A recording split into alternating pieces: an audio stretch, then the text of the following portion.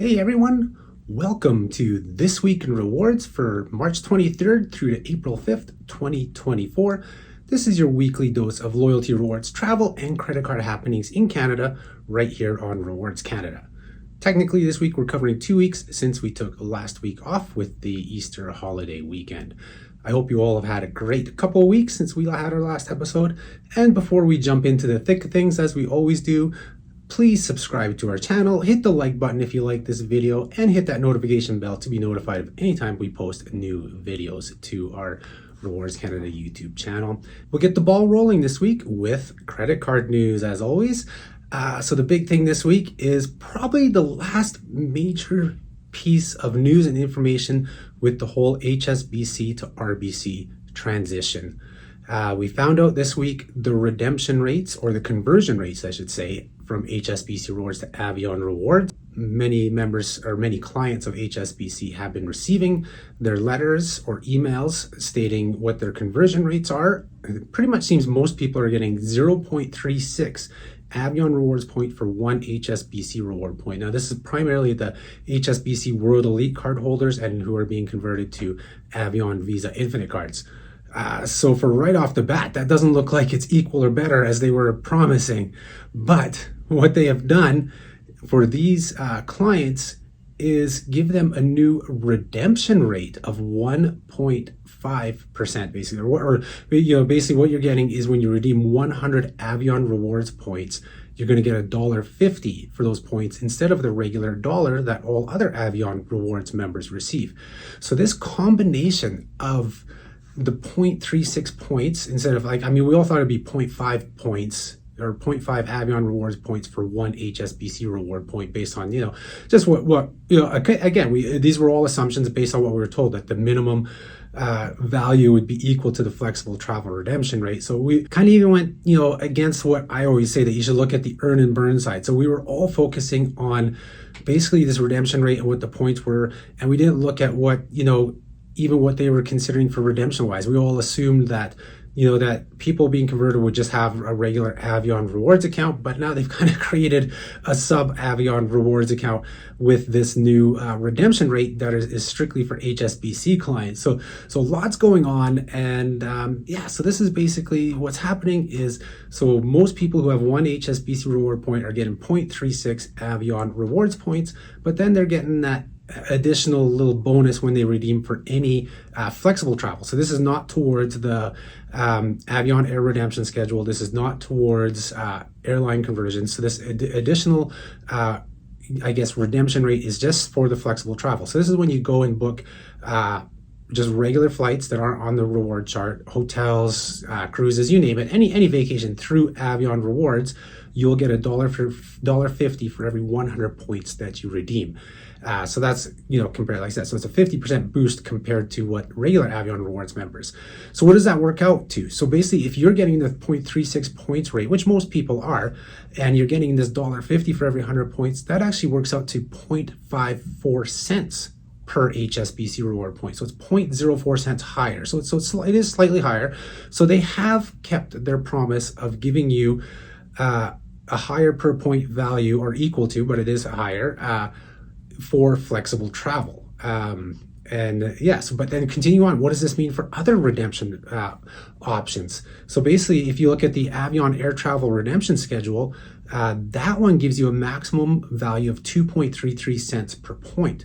So if we multiply that by 0.36, you're going to get 0.84 cents per point, which is higher than HSBC's flexible travel rewards redemption of 0.5. So quite a bit higher, 0.34 cents, but not as high as we assumed had you been getting a conversion rate of 1 to 0.5. But still, it's better than it was before in terms of value compared to HSBC rewards. I mean, a little less flexible. Of course, it's the Avion reward chart, so you're limited to what that offers. And I mean, as I've mentioned on the site many times, like redeeming for economy class to Europe is not very good with like something like the Avion reward chart. So that's something to take into consideration. But you can get a lot of value out of it. So this will give you more value for your HSBC reward points. And then in terms of converting to airlines, if you're getting this 0.36 Avion points per HSBC reward point, you're a little worse off for British Airways conversions, because with HSBC rewards, it was 0.4. And now because RBC Avion rewards is a 1-to-1 conversion, you're only getting 0.36 Avios technically per HSBC reward point. So it's a 0.04 point drop there, or Avios drop. So it's not huge, 10%, but still it's less. And I know some people say, well, what RBC has their 30% bonus, you'll get more value there. HSBC ran that bonus as well. So you could compare the two. So no matter what, you're losing out a little bit on the conversions to British Airways Executive Club. However, for Cathay Pacific Cathay program, in which they award their currencies Asia miles, you used to get 0.32 Asia miles per HSBC reward point, and because RBC converts 1-to-1, you're getting 0.36 Asia miles per point, so it actually works out better. So in most options, you are getting that equal to or better value with the conversion rates they're doing. I didn't really take a look at, say, like the statement credit options like cashback. I mean, I know HSBC's was lower compared to travel, RBC's is lower. I didn't do those comparisons. Maybe I'll do a post on that, but I know it's kind of a lesser option that a lot of people didn't use. It's mostly been the flexible travel. So I think for most people, this works out pretty close to being the same or better with Avion rewards. But again, you're losing out on some of that flexibility, because HSBC rewards you could book with anybody and then redeem your points against the charge, but you had to have 25,000 points and then 10,000 point increments, whereas RBC doesn't have that requirement. So there's pros and cons to both of this. I think in general most people should be at least kind of happy. Hopefully you guys are kind of happy that you're basically keeping the value of your points for the most part, you are getting a little bit more. But I have to say, with RBC basically having to create a whole new credit card for HSBC clients, and then now also having to give them a separate redemption rate apart from the entire Avion rewards program, just to meet the government's takeover requirement of having similar value to HSBC rewards, it just shows how inherently weak the standard RBC Avion credit cards are. I mean, I've said this for years. I've been saying it for a long time, but this really puts a spotlight on RBC's program for those who are not HSBC clients. I mean, if the RBC Avion Visa card was competitive to begin with, I don't think we would have had such a rigmarole with trying to find out what these conversion rates were over these past few months, what you're going to be, finding out value, card benefits, and so forth. So I'll leave it at that. And if you're an original Avion cardholder that hasn't migrated from HSBC, I think you really need to be evaluating your RBC Avion card right now, given that there are so many other cards and programs that can provide much more value. I mean, I've been saying this for years. It's one of the most expensive programs, the Avion Visa Infinite Card, or Infinite Privilege even, or the Platinum, in terms of how much you have to spend before you get rewarded compared to other cards. So I think the only way to change this is if you walk from RBC. And this is tough because so many people are invested in the Avion Rewards program. They have spent years with it. I mean, it used to be one of the top programs, and people have been with it for so long that they're used to it, or they've been building up balances. Maybe you're at like 160,000 Avion points. That's a lot of spending on your credit cards, but there are people who have that, and they're waiting to get to 200,000 so they could redeem, for a couple flights, maybe a pair of, I think it's economy class at 100,000 to, is it Asia or something? I don't have the chart in front of me, but I think you get the picture. So people are invested, and it's hard to go away from that. So I think, for some people, they need to start evaluating now. It's like once you get to that point where you do end up redeeming, your Avion rewards points, do you switch to something else? And I would, probably recommend that people do, because you will get more value on your everyday spending. Now, of course, there is that option where you add in the Ion Plus card for $4 a month, because that has higher earn rates than the Avion Infinite and Infinite Privilege. And you're going to earn 3 points per dollar on a lot of everyday categories, and those can be converted 1-to-1 when you do have the Avion Infinite. So it's definitely a very wise investment to get the Ion Plus card for $4 a month if you want to make the most of your Avion rewards, especially for those who are invested. And if you are, say, that person who has 160,000 points and wants to build up to 200,000, you will want to add the Ion Plus card to get you there faster, because it's a lot of spending. I mean, if you just have the Avion Infinite card and you're not buying much travel, if you're at 160,000 points, to get to 200,000, that's $40,000 of spending. Other cards to get 40,000 points can be done as little as $8,000 in spending. So that's something really to take into consideration.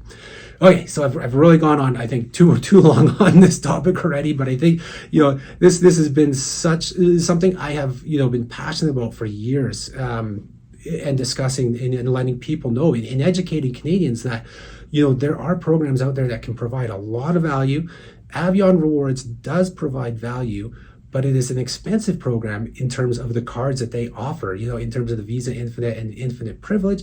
And then, I didn't even touch upon benefits. The regular Avion card holders, there's no lounge access, not even a membership to lounge access. There's no foreign transaction fees. You pay foreign transaction fees. So there's, the cards themselves are inherently weaker than others. And honestly, like I've said this before, if they did not have the conversion option to airlines, like to British Airways, to WestJet, to American Airlines and Cathay Pacific, they would not rank, probably not even in the top 25 cards in Canada. It's literally those conversion options that keep them higher up, because it's the flexibility.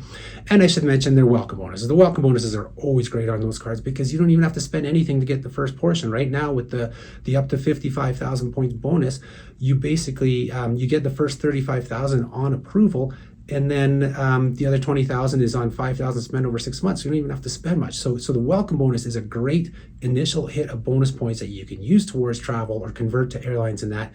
But on a day-to-day basis, the Avion Infinite cards are due for an overhaul. I said that. I put that post when I did those overhaul posts. Was about 3 years ago or so. It was going to be one post on 5 cards that need a credit card or that need an overhaul. But the discussion that I had, or what I had written about the Avion cards, was so long that I had to split it into 5 different posts. I ended up doing just separate posts for each card. But the Avion card was so long that it warranted its own post. And yeah, so I'm still a true believer that, in terms of their card and that, it needs a big overhaul. But I don't think we'll see it, because so many people have the Avion cards. There's no need for RBC to change it. So the only way they'll change it is if they see a mass migration away from those cards. And I'll leave it at that. So, but continuing on, and again, kind of more, I guess, on the negative sense, is in credit cards are the KOHO cards, the prepaid Mastercard. Big changes, sweeping changes coming to them. The first news came out early this week in that the extra plan, so these are the plans that you pay extra money for, which offered 2% back on groceries, transportation, eating and drinking, and 0.5% back on all other purchases, were devalued as of April 2nd. So those accelerated earn rate categories were dropped to 1.5%, and the overall base earn rate was dropped to 0.25%, 0.25% on all other purchases. Everything else on that plan stayed the same. It still has no foreign transaction fees and still costs $9 a month, but they didn't give you anything extra for taking away those earn rates. It is a straight devaluation. And then later in the week, after reaching out to KOHO, because some people on red flag deals had noticed that they had removed the easy plan from most of the website except for the homepage, was that being removed as well? So we reached out to KOHO, and yes, we found out that as of April 20th, the free easy plan will no longer be offered. So it's going to be, so all KOHO cards will have a fee.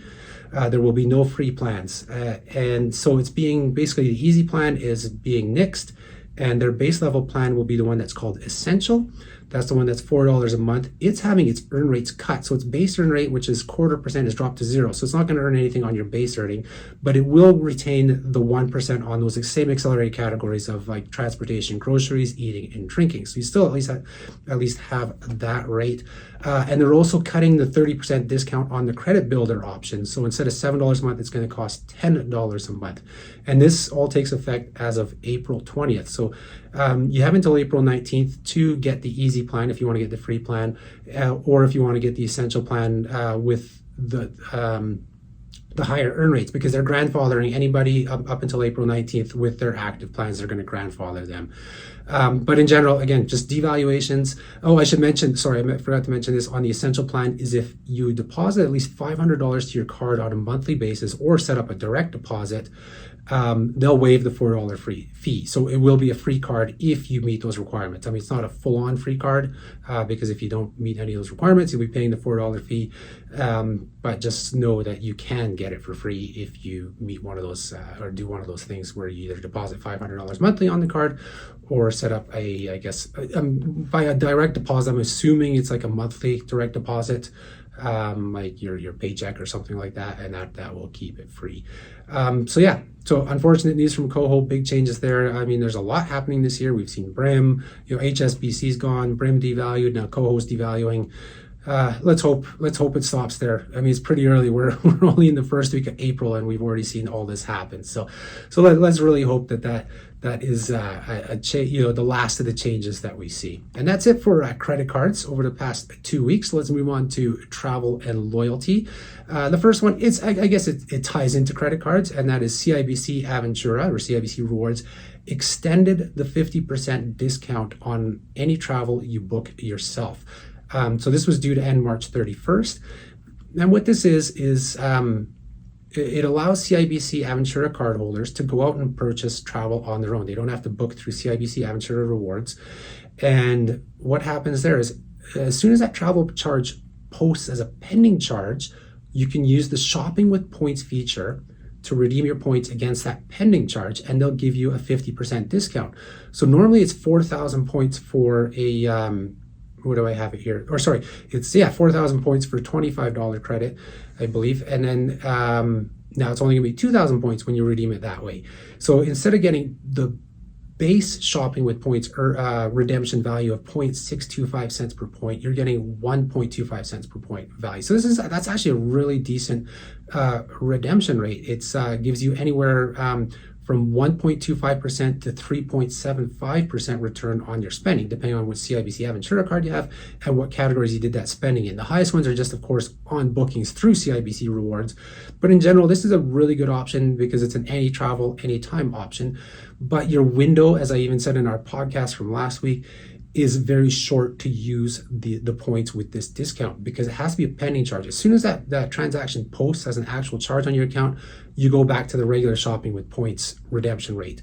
So you basically have a window of a few days to maybe a week after you make your travel purchase to redeem. So this is something to be aware of prior to purchasing that travel. And if you know about this discount, that's how you're going to go about it, is by purchasing your travel, and then as soon as you see it on your account, you want to be probably checking your account once or twice a day to make sure it's there and it shows up as pending. You go in and redeem your points against it, so you get this better value.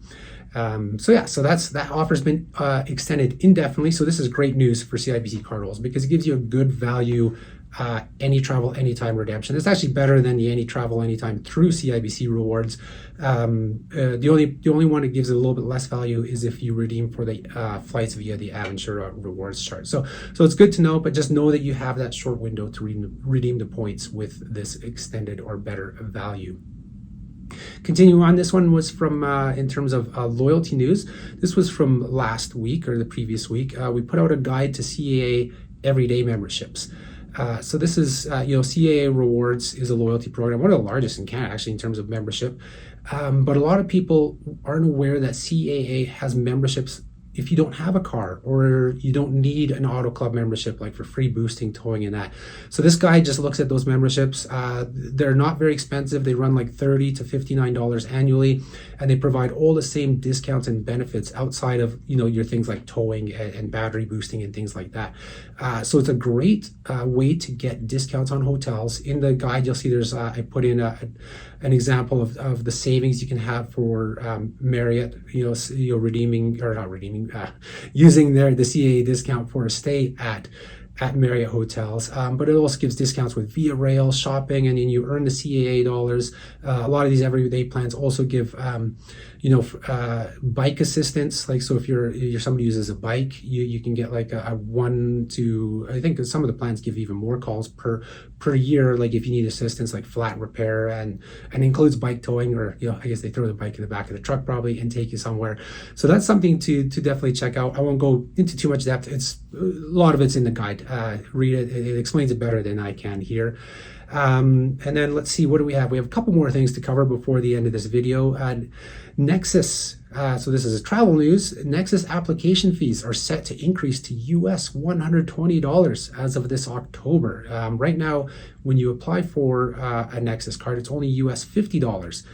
So that's a big jump still a valuable benefit, but it's good to know that they're not doing this till October, because it gives you time to go out and get a card or renew your card and get it for the cheaper rate of $50. And then 5 years down the road, you'll be paying the higher rates. But the renewal starts it's 5 years after your expiration date. So even if your card may not expire for another 8 months, I recommend going and get it, because it's the processing times for renewals can be up to like 6 months right now, if not longer.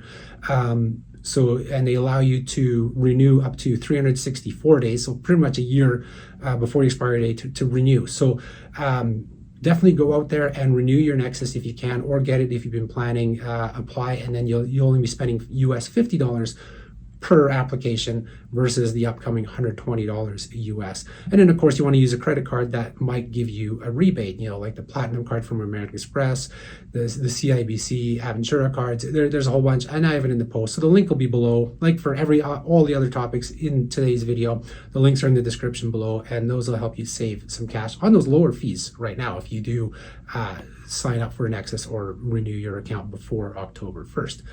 And then the last thing we'll cover is a bonus offer, and we see Air Canada bring back their up to 15,000 bonus Aeroplan points for their flights to Singapore. So this week they actually had their inaugural flight between Vancouver and Singapore on April 3rd. And also this week they already announced they're increasing service starting next winter to 5 flights per week. And so to kind of celebrate the launch and I guess the expansion of the route, they're offering up to 15,000 bonus Aeroplan points when you register and book make new bookings. As is with all Aeroplan flight bonus offers, it doesn't count for existing bookings. It has to be a new one. But as long as you register and book by April 15th for travel right through to March 15th, 2025, you'll earn 5,000 bonus points on economy standard fares, 10,000 for economy flex latitude and comfort, and 15,000 for business and premium economy fares. So it's a good bonus if you've been planning or wanting to book this new Air Canada flight to Singapore. It's out of anywhere from Canada. You'll connect through Vancouver, but it's valid for any departures out of Canada. So as long if you're connecting onto the Vancouver to Singapore flight, you will earn this bonus. And that's it for this week. Lots to cover. I went on quite a bit about the whole HSBC RBC thing, which has made today's video longer than I planned. Hopefully I didn't bore you too much. But as always, be sure to remember to check the website on a daily basis if you can, because there are things that we don't cover in the video. There's things we don't cover in our newsletter because they are time limited. But as always, you do want to subscribe to that newsletter because it does give you a summary of everything from the previous week or couple weeks if we miss the newsletter, which we typically don't. But if we do, it's always there as it summarizes everything for you if you're not able to check our socials or website on a daily basis. Thanks again for tuning in. Hope you guys have a great weekend, and I'll talk to you guys next week. Thanks. Bye-bye.